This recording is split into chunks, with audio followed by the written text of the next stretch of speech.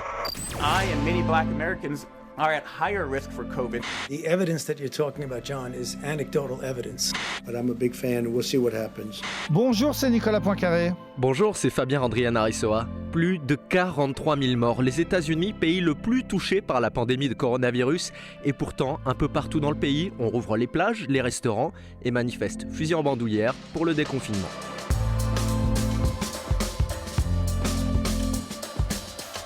Le remède ne doit pas être pire que le mal. Voilà ce que répète Donald Trump au sujet du confinement, appelant même ses partisans à libérer les États confinés.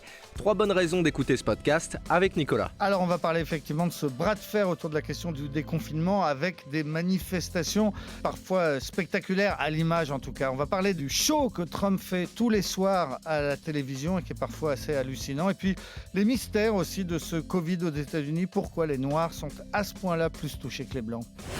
Expliquez-nous le monde. Un podcast RMC. Nicolas Poincaré. Fabien Andrian-Arissoa.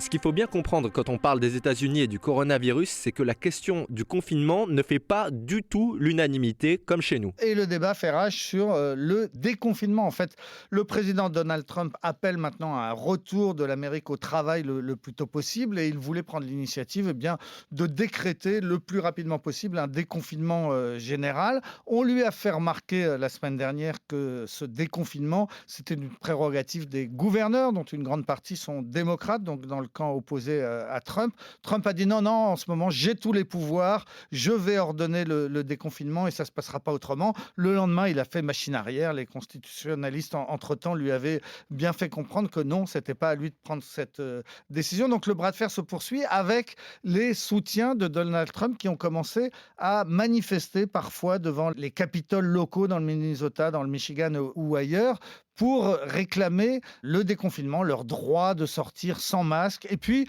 on se demande pourquoi, leur droit aussi de porter des armes. Et effectivement, Trump les a soutenus en tweetant « Il faut libérer la Virginie, il faut libérer le Michigan et il faut défendre votre droit à porter des armes », comme si l'un et l'autre étaient liés. Ça a donné lieu, en tout cas, à ces manifestations pas très nombreuses. On ne peut pas dire que l'Amérique est au bord de la guerre civile, mais tout de même, ces images très impressionnantes où on voyait des manifestants anti-confinement manifester avec à la main des armes automatiques, des armes lourdes. Face à ces manifestants lourdement armés, les soignants dans les hôpitaux ont tenté de riposter en bloquant les cortèges, ce qui a donné lieu parfois à des altercations, un vrai choc des cultures, comme lundi dernier dans l'État du Maine.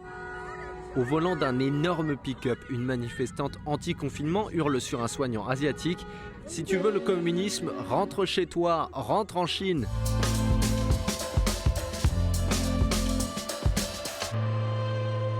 Et dans ce monde confiné, il y a un show aux États-Unis qui fait des millions de téléspectateurs tous les soirs. Eh bien, c'est le point presse de Donald Trump, Nicolas. Oui, tous les soirs entre 17 et 18 heures, c'est-à-dire à une heure de grande écoute aux États-Unis. Effectivement, Donald Trump fait son show et comme la plupart des talk shows sont interrompus, eh bien, c'est le dernier grand talk show à la télé américaine. Alors, ça commence toujours par des bonnes nouvelles. Donald Trump essaye d'expliquer qu'on commence à voir la lumière au bout du tunnel. Il parle rarement des bilans qui pourtant sont terribles. Le dernier, c'est 45 000 morts. Ce sont des chiffres sur lesquels il n'insiste pas. En revanche, il dit qu'au bout du compte, il y aura sans doute autour de 60 000 morts, mais que s'il n'avait pas été là, si son administration n'avait pas été aussi bonne, il y aurait sans doute eu 1 million. Donc, ça commence comme ça. Ensuite, généralement, il y a un point, soit des militaires, soit du fameux docteur Fauci, qui est un petit peu le Jérôme Salomon américain et qui est le conseiller médical de Donald Trump et qui n'est pas toujours d'accord avec lui. Alors, ça donne des scènes assez amusantes que les médias américains décryptent où on voit Trump affirmer quelque chose de façon péremptoire et puis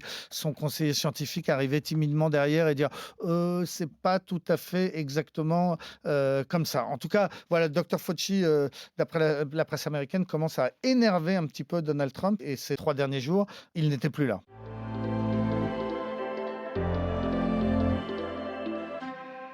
Le docteur Anthony Fauci, cet épidémiologiste de 79 ans, c'est devenu le leader de crise dans lequel les Américains ont le plus confiance et il n'a pas sa langue dans sa poche. Au magazine Science, il n'a pas hésité à dire quand Trump dit une erreur, ça énerve énormément les partisans de Donald Trump, comme lors de ce point presse quand il expliquait que la chloroquine n'est pas un médicament miracle. Un reporter lui demande si la chloroquine pourrait être aussi efficace sur le Covid que sur la malaria. Le docteur Fauci répond « Non, la réponse est non, John. Et l'étude à laquelle vous faites référence est anecdotique. » Trump le remplace alors au pupitre pour relancer la promo sur la chloroquine. Je pense que sans vouloir en dire trop, j'en suis bien plus fan que ça et probablement plus fan que n'importe qui. Je suis un grand fan et on verra bien ce qui se passe.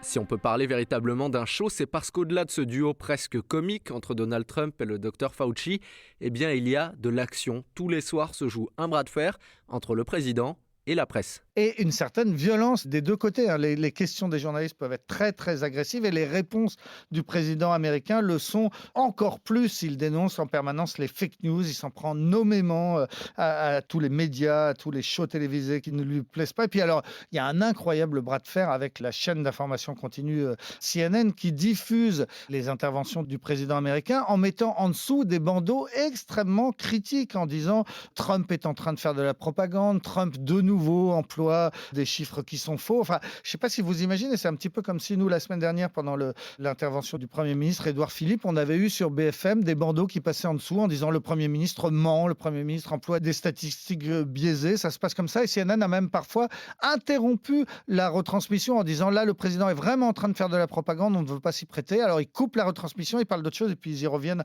un petit peu après. Ça a toujours été tendu entre le président américain et la presse américaine, mais là, ça atteint des proportions stupéfiantes. Et si ces affrontements sont aussi violents, si la situation est aussi tendue, c'est que tout le monde se rappelle de ce que Donald Trump disait au début de la pandémie, soit qu'elle était sous contrôle et qu'il n'y avait pas raison de s'inquiéter.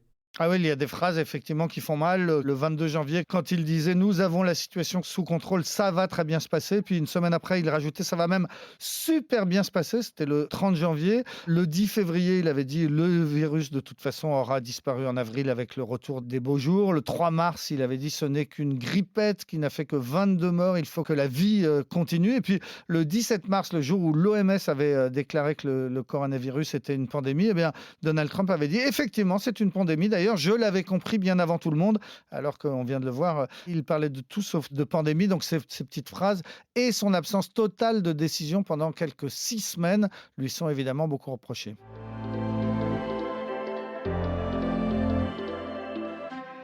Il y a des chiffres qui surprennent concernant cette pandémie aux États-Unis, puisque ce n'est pas du tout comme ici. Il y a des inégalités qui sont encore plus fortes là-bas. Et un des effets, c'est la surmortalité des Afro-Américains pendant le coronavirus, Nicolas. Oui, les chiffres sont tout à fait étonnants. Dans des villes comme Chicago ou bien en Louisiane, qui est le deuxième État le plus touché après New York, on a en gros 30% de la population qui sont des Noirs américains, alors qu'ils représentent plus de 70% des décès. Le décalage est énorme. Dans le Wisconsin, on a même des comtés où on compte 20% d'Afro-Américains et 80% de Noirs parmi les décès. Alors, il y a des éléments d'explication. Les Noirs sont plus pauvres que les Blancs, ça on le sait, donc ils souffrent plus souvent d'obésité, de maladies cardiaques, de maladies respiratoires, de diabète. Ils ont moins d'accès aux soins, mais ça ne suffit pas à expliquer cet énorme décalage. On voit aussi qu'ils pratiquent les métiers qui sont plus exposés. Ils sont plus souvent chauffeurs de bus, aides-soignants, ils sont plus souvent livreurs, donc exposés dans ces périodes de confinement. Mais encore une fois, tout cela n'explique pas ce décalage qui est vraiment énorme. C'est un des mystères qu'on en arrivera peut-être à expliquer plus tard. Pour essayer de lutter contre cette surmortalité des Afro-Américains, le Surgeon General, qui est l'administrateur de la santé publique aux États-Unis, qui est afro-américain lui-même, Jerome Adams, il a mis en avant sa situation de santé, ses problèmes de santé, pour dire aux Afro-Américains « Faites plus attention que les autres, nous sommes plus fragiles face au coronavirus ». J'ai moi-même partagé ma situation en expliquant que j'avais trop de tension, que j'ai une maladie du cœur qui fait que j'ai dû passer 1 semaine en soins intensifs, j'ai aussi de l'asthme et je suis très diabétique. Et donc je représente cet héritage de grandir noir et pauvre aux États-Unis. Et moi ainsi que les autres Afro-Américains, nous sommes des personnes avec des risques aggravés en cas de Covid. Et c'est pour ça que nous avons besoin que tout le monde joue le jeu pour ralentir le virus. Cette pandémie du coronavirus, ce contexte de crise a lieu à quelques mois des élections et on peut imaginer évidemment que la façon dont Donald Trump a géré la crise va être déterminante pour l'élection en novembre, Nicolas. Oui, cette élection qui est plus que jamais donc très incertaine, très difficile à 6 mois du scrutin de dire aujourd'hui comment ça va se passer. En tout cas, la campagne se poursuit. Je voudrais vous dire un mot d'une publicité politique incroyable que Trump vient de diffuser à la télévision. Il a pris un extrait d'un reportage où on voyait Nancy Pelosi, qui est la présidente démocrate de la Chambre des représentants, qui est une de ses principales adversaires, et elle avait accepté de se faire filmer chez elle pour montrer son confinement par une télévision américaine, et on la voyait dans une grande cuisine très très luxueuse ouvrir un énorme réfrigérateur rempli à ras-bord d'ice cream, et elle disait en minaudant un petit peu « Heureusement que j'ai de la glace parce que je ne peux pas me passer, c'est mon péché mignon ». Alors Trump a pris cet extrait d'un reportage télévisé et il en a fait une pub d'une agressivité incroyable contre les démocrates en mixant cette petite phrase « Heureusement que j'ai de la glace » avec des chômeurs en pleurs juste après qui disent « J'ai plus de quoi nourrir mes enfants, ma famille a faim, c'est un drame, etc. » Et puis on revoit Nancy Pelosi revenir toute contente avec ses glaces. C'est un effet terrible.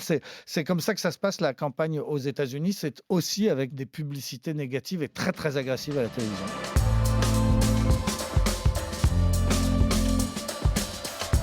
C'est la fin de ce nouvel épisode d'Expliquez-nous le monde. Si ce podcast vous a plu, abonnez-vous. Nous sommes sur toutes les plateformes de streaming, sur le site et l'application RMC. Parlez-en autour de vous. Prenez soin de vous. À la semaine prochaine. À la semaine prochaine, Fabien. Retrouvez Nicolas Poincaré dans Bourdin Direct Tous les matins à 7h50 sur RMC.